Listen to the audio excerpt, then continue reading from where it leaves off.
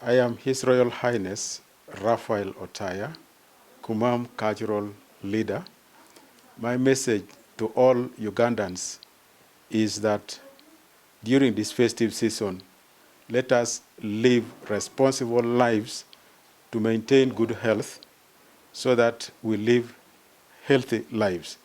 Let us also care for our families because including our children.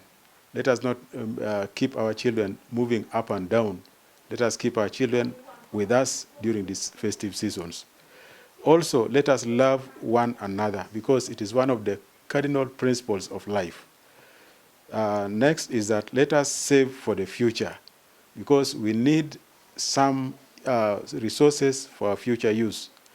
And to all Ugandans, let us maintain peace during and after elections because it is our cardinal responsibility. The government has given us peace, and it is now our duty to ensure that we keep our peace for our development. I thank you. Ango atel mekumam, Papa mekumam Raphael Otaya, atiemino ngech but jo dedede ikare ni amotiunu kwero kede baga.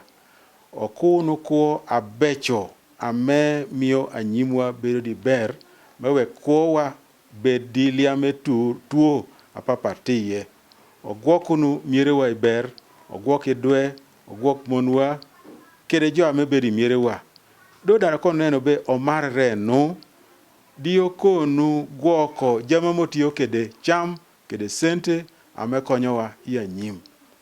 Dia ototieko akwa wanunu dedede neno be, ogwokunu mulem ame apugana nantie omiowa pien bongo mulem.